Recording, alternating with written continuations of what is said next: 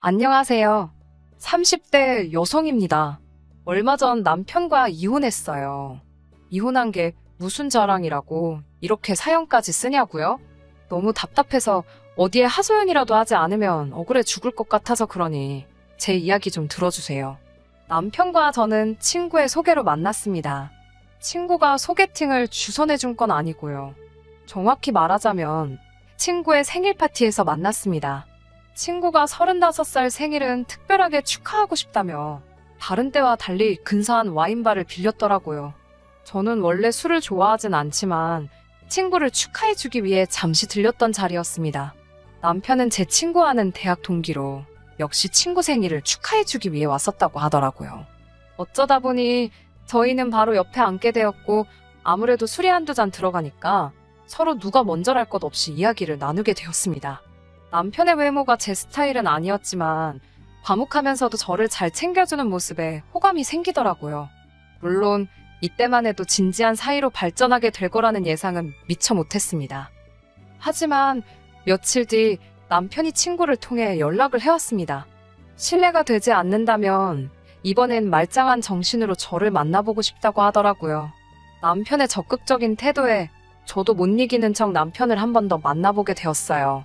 그날 이후로 저희는 오래 지나지 않아 연인 사이로 발전하게 되었습니다. 성향이 잘 맞았던 덕분인지 저희는 사귀는 동안 크게 다투는 일이 없었고 스트레스를 받지 않으니 함께 있는 시간이 편하다고 느껴졌습니다. 결혼하는 게 당연하다고 느껴지던 무렵 남편이 프로포즈를 해왔고 그렇게 양쪽 집안 부모님들의 축하 속에서 결혼을 하게 되었습니다. 하지만 결혼 생활은 두 사람만 좋아서 되는 게 아니라는 걸 살아보니까 알겠더라고요. 저희 둘만의 결혼 생활은 대체적으로 무난하고 즐거운 편이었습니다. 저는 남들이 이름만 들으면 알 법한 안정적인 회사를 다니는 직장인이었고 남편 역시 본인이 좋아하는 일을 하며 돈을 벌고 있었어요. 벌이에 있어서 약간의 차이가 있기는 했지만 서로 크게 개의치는 않았습니다. 결혼할 때부터 경제적인 부분에 있어서는 터놓고 이야기를 나눴었기에 제 입장에서는 제가 손해본다고 생각할 이유가 없었고 남편 입장에서는 쓸데없는 자격지심을 느낄 이유가 없었지요. 그런 저희가 다투게 되는 경우가 종종 있었는데 그건 바로 시아버지 때문이었습니다. 저희 시아버지가 그토록 괴팍한 분인 줄 진즉에 알았다면 결혼을 다시 생각해봤을지도 모르겠다고 생각했을 만큼 정말 받아주기 힘든 분입니다. 그런 생각까지 했던 건 무서웠거든요. 언젠가 나중에 내 남편도 이렇게 변하면 어쩌지라는 생각이 들었으니까요. 제 입장에서는 결혼 전에 시부모님 성격을 파악할 충분한 시간이 없었습니다. 그도 그럴 것이 본격적으로 결혼 이야기가 나오고서야 왕래를 시작했으니까요. 인사드리러 간 날 한 번, 상견례 자리에서 한 번, 그리고 식장에서 한 번, 총 3번을 본 게 전부입니다. 그때마다 아버님은 별 말씀이 없으셨는데 저는 아버님이 남편처럼 과묵한 성격을 가지셨기 때문이라고 생각했어요. 나중에 듣기로는 그때마다 뭔가 마음에 안 드시는 게 있어서 삐져 계셨던 거지만요.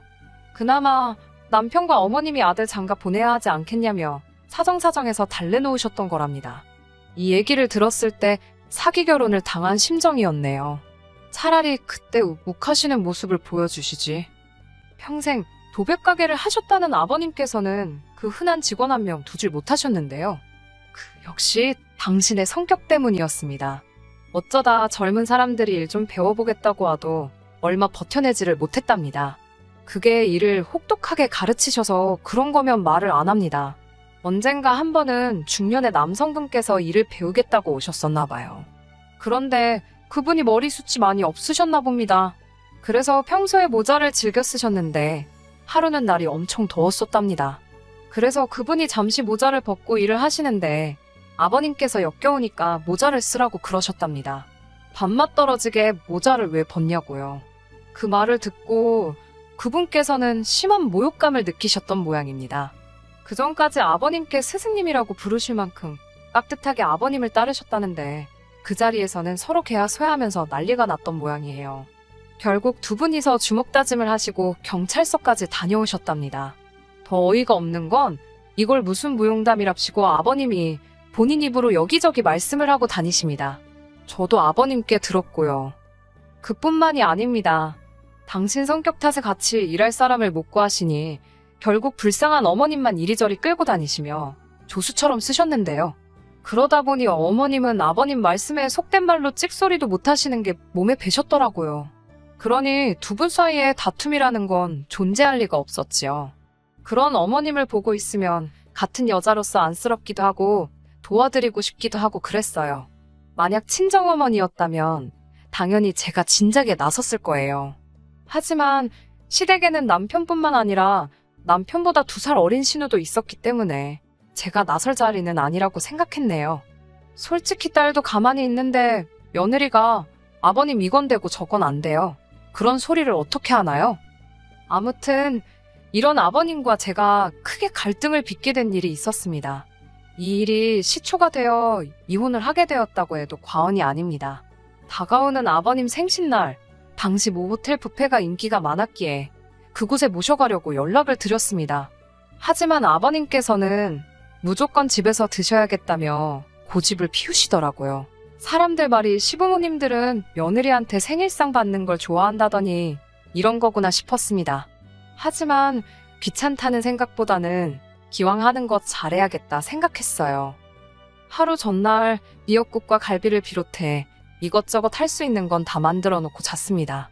남편은 그렇게까지 할 필요 없다며 그냥 사가도 된다고 했지만 음식은 정성이라고 생각했습니다. 그나마 다행인 건 시댁이 저희 집과 회사에서 멀지 않은 곳에 있었기 때문에 퇴근 후 집에 들렸다가 시댁으로 가면 여차저차 7시까지는 갈 수 있겠더라고요. 하지만 당일날 시댁에 도착했을 땐 이미 아버님 표정이 좋지 않았습니다. 저희가 5분 정도 늦었기 때문이었어요. 늦어서 죄송하다며 남편과 제가 없는 너스레까지 떨어가며 식사 준비를 했지요. 아버님께선 저에게 그까짓 직장 생활한다고 여자가 중요한 걸 놓치고 살면 쓰겠냐고 하시더군요. 그까짓 직장 생활이라는 부분도 귀에 거슬렸고 중요한 걸 뭘 놓쳤다는 말씀이신지도 이해가 안 되었지만 괜히 분위기 망치기 싫어서 죄송하다 말씀드리고 웃어 넘기려고 했습니다. 그러면 아버님도 솔직히 1절만 하셔야 되잖아요. 그런데 아버님께서는 멈추지 못하시고 똑같은 말씀을 다른 방식으로 또 하시더라고요. 시부모 생일뿐만이 아니라 시부모하고 일당 관련이 된 일이라 하면 네가 하고 있는 일이 얼마나 대단하다 해도 다 팽개치고 오는 거랍니다. 며느리란 존재가 원래 그런 거라고요.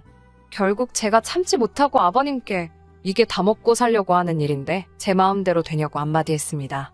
그러자 아버님께서는 네가 그 일 안 하면 내 아들이 너 굶기냐고 그러시는데 화가 나신 듯한 목소리였어요. 어머님이 뒤쪽에서 저에게 불안한 눈빛으로 그만하라며 사인을 보내시더라고요. 어머님을 봐서 참는다는 심정으로 아니라고 죄송하다고 마무리를 짓긴 했지만 저도 몹시 마음이 상했습니다. 옆에서 남편은 뭐하고 있었냐고요?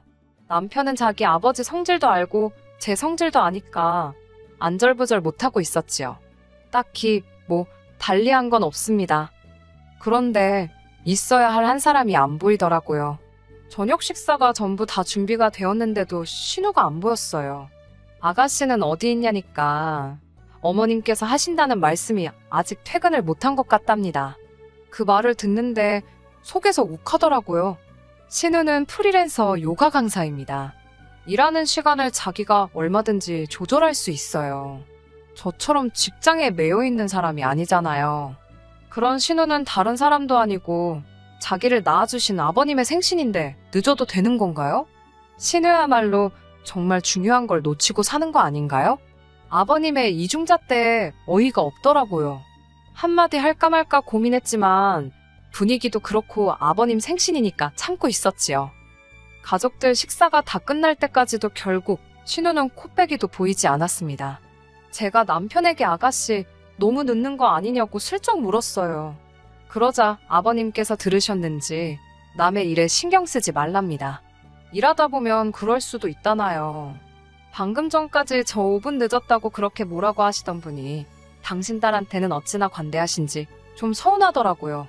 제가 아버님께 저나 신우나 똑같이 일하다 오는 건데 저는 그렇게 혼내시고 신우는 괜찮은 거냐고 서운한 티를 내며 물었어요. 순간 식탁에는 진짜 무슨 전운이 감도는 것 같았네요. 아버님께서는 잠깐 말이 없으시더니 며느리는 며느리랍니다. 며느리하고 딸은 엄연히 다른 존재래요. 당신은 딸 같은 며느리는 바라지도 않고 필요도 없답니다. 행여 신우랑 맘먹을 생각은 꿈도 꾸지 말라면서 기어오르지 말라고 하시더군요. 그 말씀을 듣고 나니 그동안 제가 뭐 한다고 시부모님께 그랬나 싶더라고요. 숫기도 없고 낯도 가리는 성격이지만 그래도 어디 가서 못난 며느리 소리는 안 들으려고 나름대로 노력 많이 했습니다. 어디 좋다 하는 곳이 있으면 모시고 가고 몸이 안 좋다 하시면 영양제든 뭐든 챙겨드렸고요. 안부 전화도 자주 드렸고 이번 생신 때도 음식 하나 사지 않고 밤을 새워서 정성으로 만들었는데 기어오르지 말라는 소리나 듣고 있는 제 자신이 정말 한심하더라고요. 남편도 옆에서 아버지는 무슨 말씀을 그렇게 하시냐면서 중재에 나섰지만 이미 엎질러진 물이었어요. 저는 큰 충격을 받았지만 일단 알겠다고 했습니다. 아버님이 원하시는 게 그거라면 그렇게 하겠다고요. 냉랭해진 식사 자리를 정리하고 있는데 현관문이 열리면서 신우가 들어왔습니다. 신우는 아버님 생신인 건 아는지 모르는지 빈손으로 와서는 배고프다며 씻으러 들어가더라고요. 여담이지만 케이크는 아가씨가 챙길 줄 알고 저희가 안 챙겼거든요. 아무튼 마음이 상할 대로 상한 제가 집에 가려고 짐을 챙기고 있는데 아버님이 부엌 가서 저녁 차리랍니다. 당신 딸이 지금 배고프다고 하는 거 못 들었냐고요. 그래서 아버님이 차려주시라고 그랬어요. 며느리가 신우 밥 차려주는 사람이냐고요. 그러자 남편이 자기가 차린다며 부엌으로 들어가더라고요. 밥을 차리고 나온 남편과 거실에 앉아 TV를 보고 있었습니다. 그런데 이번엔 대뜸 아버님께서 저더러 화장실 앞에 양말 안 보이냐고 언제까지 안 치울 거냐고 화를 내시더라고요. 시부모 집이 지저분하면 치우는 건 며느리가 할 일이 맞지 않냐면서요.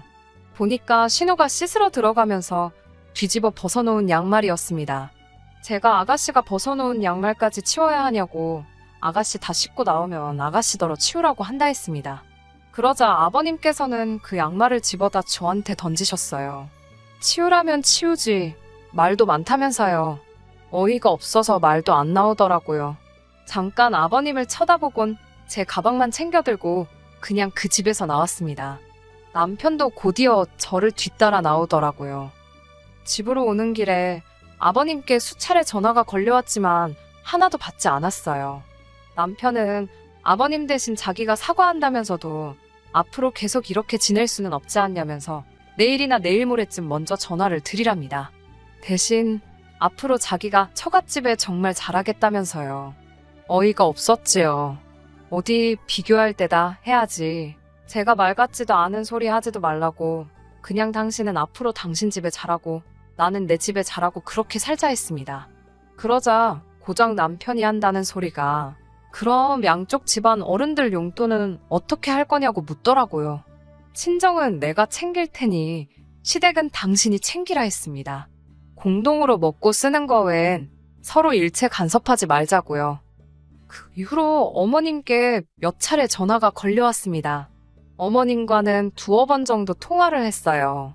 남편과 별반 다르지 않은 이야기를 하시더군요. 나이든 사람이다. 평생을 저렇게 살았는데 어떻게 하겠냐. 우리가 맞춰줘야 한다. 그런 말씀이었지요. 나쁜 사람은 아닌데 한 번씩 욱해서 저런다며 저더러 이해하랍니다. 그러면서 저더러 그거 밥 좀 차리고 양말 좀 치우는 게 뭐가 어렵냐고 그러셨습니다. 밥을 새로 하라는 것도 아니었다. 양말을 손으로 빨라는 것도 아니었다. 밥이랑 반찬 다 냉장고에 있는 거 꺼내주기만 하면 되고 양말은 집어다 세탁기에 넣어주기만 하면 되는 걸 왜 시아버지랑 기싸움을 하냐면서 저도 잘한 거 하나 없답니다. 솔직히 처음에는 그래도 어머님은 저를 이해해 주시는가 싶어 마음이 살짝 풀어질 뻔했는데 듣다 보니 결국은 숙이고 들어오라는 소리셨어요. 그 이후로는 어머님과도 통화하지 않았습니다. 그 이후로 남편과 저희 관계는 급속도로 악화되었습니다. 남편은 나이든 아버님한테 젊은 제가 한 번 져주는 게 뭐가 그렇게 힘든 일인지 이해를 못하겠다며 계속해서 저를 탓했어요. 반면에 저는 남편이 제 입장을 대변해주길 바랬거든요. 다른 걸 다 떠나서 양말을 던지신 일만이라도 사과를 받았으면 좋겠더라고요.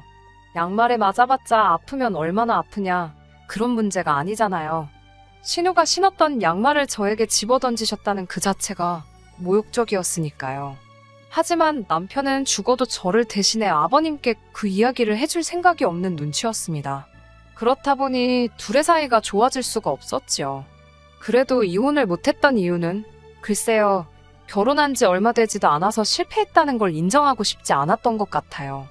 대학도 취업도 다 노력한 만큼 결과가 나왔었는데 결혼 생활만큼은 제 노력대로 안 된다는 현실을 받아들이기 힘들었어요. 그런 제가 완전히 이혼을 결심하게 된 건 몇 달 전 아버님이 병원에 입원하게 되시면서입니다. 아버님께서는 도배 가게를 폐업하신 후 이따금씩 일용 근로자로 건설 일을 하셨는데요.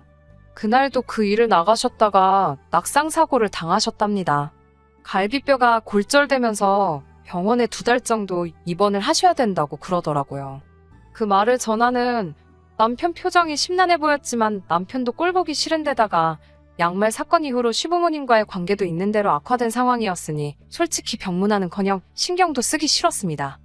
그래도 병문안을 가긴 가야 하나 어째야 되나 고민하며 며칠의 시간이 흘렀습니다. 남편이 하루는 저더러 이야기 좀 하잡니다.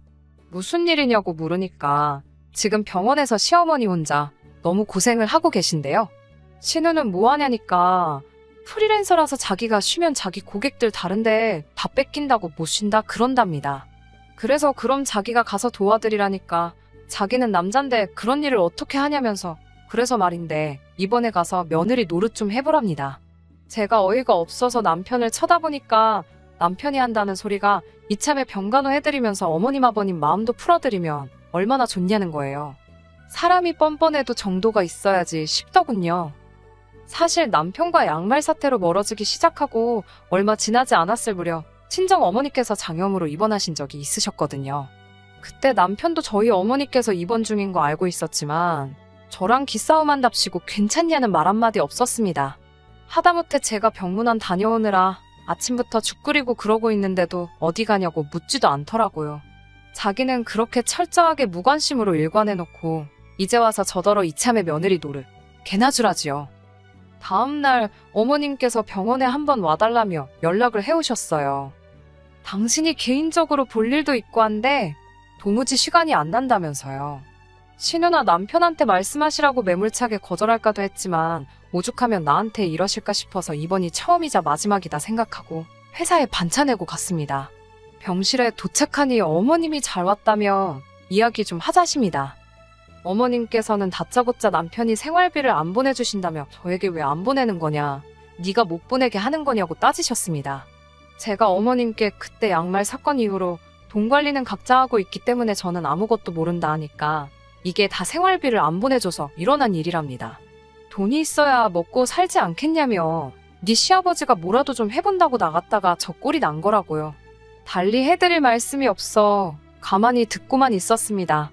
그러자 어머님께서는 이러다 당신까지 병이라도 나면 큰일 난다면서 당분간 저더러 아버님 병수발을 좀 들랍니다. 그러면서 하신다는 말씀이 그때 아버님이 저한테 며느리는 며느리고 딸은 딸이라고 그래서 서운해하지 않았냐며 이참에 딸 같은 며느리 한번 해보라대요. 어이가 없어서 제가 웃었어요. 어머님, 저 그 자리 하나도 탐 안 난다고 딸 같은 며느리를 누가 하고 싶겠냐니까 어머님께서 그럼 그때는 왜 그렇게 삐졌냐고 물으셨어요. 아버님이 저한테 양말 던지신 거 생각 안 나시냐고 물으니 또 그 소리냐며 양말에 맞아서 뭐 피라도 났냐입니다. 그러면서 그렇게 병수발 들기가 싫으면 간병인이라도 부르게 돈이나 달라시더군요. 요샌 돈이 효도도 대신한다나요. 제가 너무 화가 나서 어머님 저한테 돈 맡겨놓으셨냐고, 그리고 그놈의 효도는 배 아파서 낳은 자식들한테 가서 찾으시라 했네요. 기분이 있는 대로 상해서 병원에 있어드리기로 한 것도 있고 그대로 뒤돌아서 친정으로 향했습니다. 평일 낮에 직장에 있어야 할 딸이 친정에 왔으니 친정 부모님도 깜짝 놀라신 눈치였어요. 친정 부모님께 그동안 말씀드리지 못했던 일을 전부 다 털어놓았습니다. 솔직히 신우가 벗어던진 양말로 얻어맞았다는 소리를 쪽팔려서 누구한테 할 수 있겠어요? 친정아버지께서는 바로 남편에게 전화를 거셨습니다. 화를 내실 줄 알았는데 아주 부드러운 목소리로 아버지께서 줄 것이 있으니 퇴근 후 잠시 들리라며 통화를 하시더라고요. 제가 서운한 마음에 아빠는 화도 안 나냐니까 녹음되면 어쩌냐입니다. 어이가 없어서 실없는 웃음이 나더라고요. 그렇게 친정에서 모처럼 마음 편하게 쉬고 있는데 남편이 왔습니다. 남편은 저를 보더니 자기랑 화해라도 하고 싶어서 꾸민 거냐며 이럴 거면 병원에 가서 병간호를 하는 게 맞다는 헛소리를 하는 거예요. 그때 친정 아버지께서 남편을 거실로 부르셨습니다. 그러더니 당신이 신고 있던 양말을 벗어서는 냅다 남편 얼굴을 때리셨어요. 기분 좋냐? 기분 좋아? 친정아버지의 그런 모습을 처음 봤기에 저도 친정어머니도 깜짝 놀랐지요. 친정아버지께선 네 애비가 뭔데 내 딸한테 양말을 던지냐면서 너는 뭐하는 자식인데 내 딸이 그런 꼴을 당하는 걸 보고만 있었냐며 당장이라도 남편을 두들겨 패실 기세였습니다. 그때 친정어머니가 그 정도면 알아들었을 거라며 아버지를 말리셨고요. 그 이후로 결국 남편은 저에게 사과를 해왔습니다. 자기가 직접 맞아보니 기분이 정말 더럽더라면서 미안하다고 아버님께도 자기가 꼭 사과하게 만들겠다고요. 하지만 이미 제 마음이 식을 대로 식어버린 상태였지요. 친정아버지께서 어느 정도 제한풀이도 해주셨고 위자료 욕심도 안 나더군요. 그냥 이혼만 하고 싶었습니다. 변호사 친구에게 물어보니 어차피 결혼 생활도 짧았고 변호사 수임료 떼주고 어쩌고 하면 남는 것도 없을 거라며 웬만하면 남편하고 합의해서 이혼하라고 하더라고요. 남편도 제 의사가 확고하다는 걸 알았는지 더는 설득하려 들지 않았고 그렇게 이혼했네요. 끝나서 너무 후련합니다. 그 사이에 시아버지는 퇴원하셨고 뭐 그쪽 집에서는 며느리 하나 잘못 들어와서 집안 꼴이 어쨌네 저쨌네 말이 많은 것 같았지만 별로 신경 안 쓰이더라고요. 그리고 저랑 살 때는 그렇게 한 번만 숙여드리라던 남편이 정작 저랑 이혼하고 나니까 시부모님하고 연 끊고 산다고 들었습니다. 그 이유를 알 것도 같고 뭐 다 지나간 일이지요. 또 다시 결혼 같은 걸 하게 될지 모르겠습니다. 당장은 하고 싶은 생각도 없고요. 다만 언젠가 기회가 된다면 그때는 딸 같은 며느리, 며느리는 며느리 이런 거 다 떠나서 서로 인격적으로 존중하는 집안의 일원이 되면 좋겠다는 바람은 있네요. 끝까지 들어주셔서 감사합니다. 오늘의 사연은 여기까지입니다. 구독과 좋아요, 알람 설정 부탁드리고 더 좋은 사연으로 다시 찾아뵙겠습니다. 감사합니다.